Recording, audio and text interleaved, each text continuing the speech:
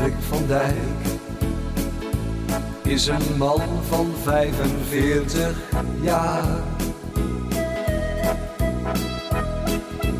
Hendrik van Dijk zit in een rolstoel en dat is pas zwaar.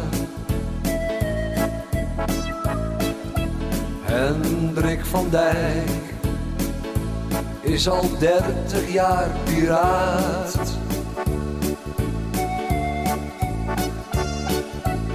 Hendrik van Dijk, iedere week tot 's avonds laat. Hendrik van Dijk heeft op zekere dag zijn vrouw gebeld. Hendrik van Dijk was toen vreselijk teleurgesteld. Hendrik van Dijk kreeg een brief van de RCD.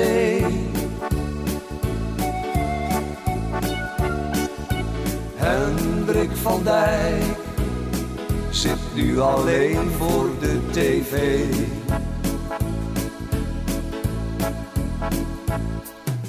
Hendrik van Dijk ziet zichzelf weer zitten voor het raam. Hendrik van Dijk, zo moeten leven, dan is het gauw gedaan.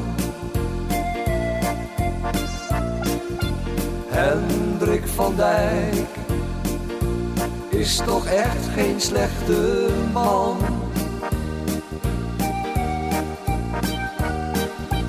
Hendrik van Dijk wil graag zenden als het kan.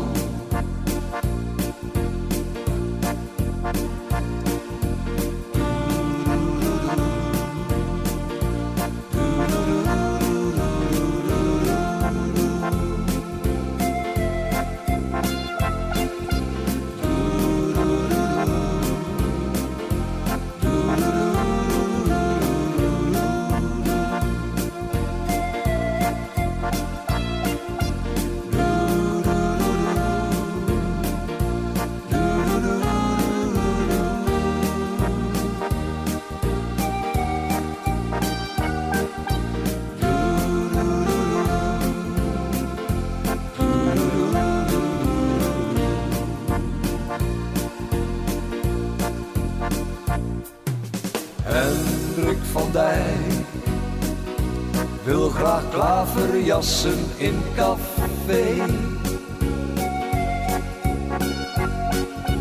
Hendrik van Dijk kreeg een boete en kan dus niet mee. Hendrik van Dijk weet dat het zo niet langer gaat. Hendrik van Dijk wil een leven als piraat.